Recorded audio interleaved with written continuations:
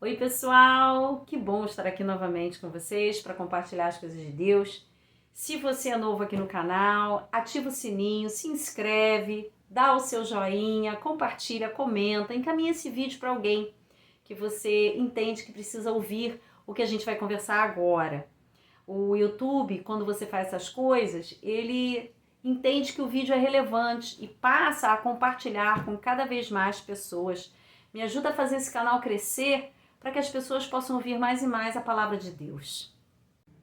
O livro de Números, ele é rico, ele tem princípios maravilhosos que, apesar de terem sido escritos lá na antiga aliança, são atemporais. Eles podem ser aplicados hoje na minha vida e na vida de você que é crente da nova aliança. Hoje nós vamos avançar. Na semana passada, a gente viu a rebelião de Corá. Mas hoje nós vamos para o capítulo 17 do livro de Números. Qual é o contexto aqui? A rebelião já tinha tido fim. Corá, Datã e Abirão já tinham perdido suas vidas, juízo de Deus já havia caído no acampamento. E Deus, o próprio Deus já havia acabado com aquela situação horrível que estava acontecendo no meio de Israel. Mas no capítulo 17, a gente começando a ler, a gente vê que, apesar disso, ainda havia questionamentos e murmurações no meio do povo. E principalmente em relação ao sacerdócio de Arão. Corá, ele era um levita. E como levita, ele ambicionava o sacerdócio de Arão.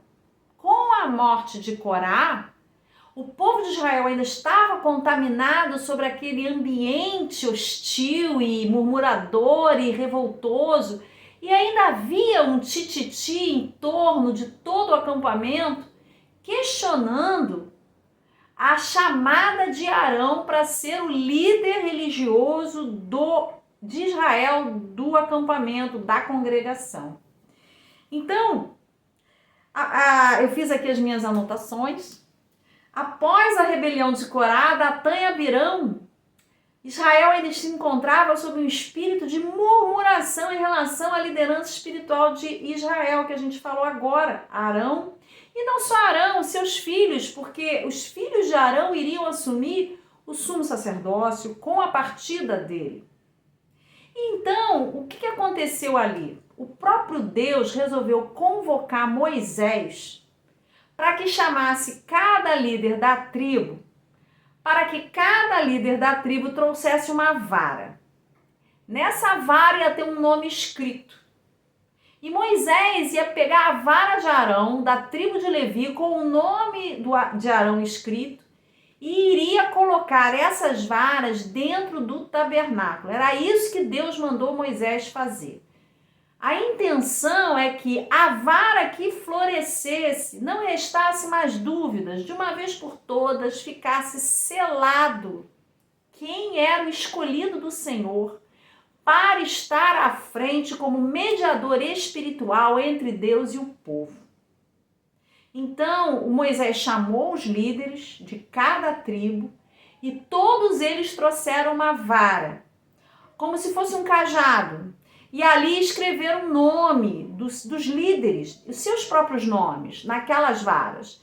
Moisés pegou, colocou as varas dentro do tabernáculo, em frente à Arca da Aliança.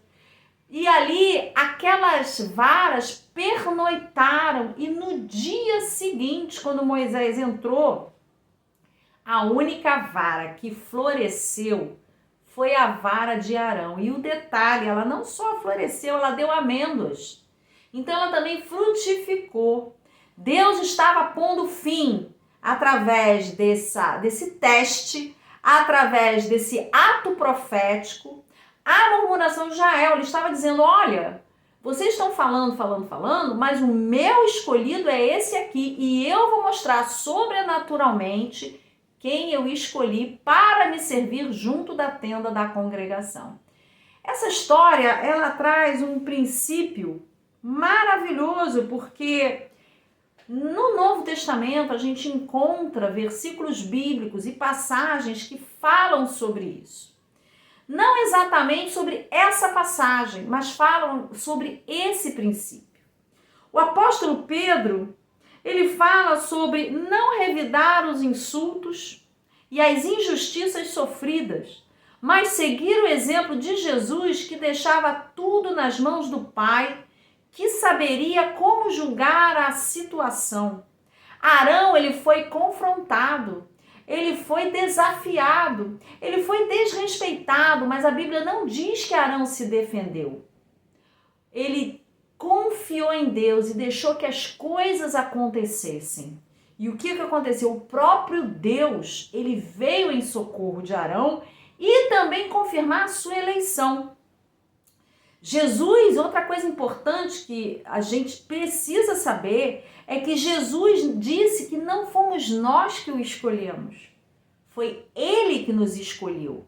Então, se ele nos escolheu, quando alguém se levanta contra mim, contra você, contra uma posição que a gente está ocupando, essa pessoa não está se levantando contra nós. Essa pessoa está se levantando contra aquele que o escolheu, que escolheu você, que escolheu a mim. Jesus, ele fala sobre isso lá em João 15:16. Então Arão, Deus, você vê que como Arão não se defendeu, Deus foi lá e mostrou quem ele havia escolhido. Não foi Arão que se candidatou. Ali não teve um concurso para quem queria ser sumo sacerdote. Aquilo foi uma eleição, um chamado. E por fim, eu queria chamar a atenção de vocês que também o apóstolo Pedro, mais uma vez, ele fala que, como nós estamos falando, nós não precisamos nos defender, mas a gente precisa prosseguir fazendo o que fomos chamados para fazer. E a seu tempo, o próprio Deus virá, como fez com Arão, nos confirmar, nos fortalecer e nos firmar. Gente, para concluir esse vídeo, eu quero dizer uma coisa para vocês. Deus foi quem nos chamou para essa obra e esse ministério. Se você é uma pessoa que crê em Jesus Cristo, como dizem as Escrituras, e tem o seu coração no Senhor, pode ter certeza, foi Ele que escolheu você. Então, mesmo que alguém não concorde, não enxergue, ou até questione o seu chamado, vamos ficar quietos, vamos esperar no Senhor, porque Ele há seu tempo, Ele há de confirmar, fortalecer, Ele há de estabelecer a mim e a você e mostrar a vontade dele. Ele fez isso com Arão, nessa passagem fantástica, extraordinária dos cajados. A murmuração teve fim e ali Arão foi estabelecido como sumo sacerdote. Eu espero que esse vídeo tenha te abençoado. Um beijo no seu coração e até a próxima.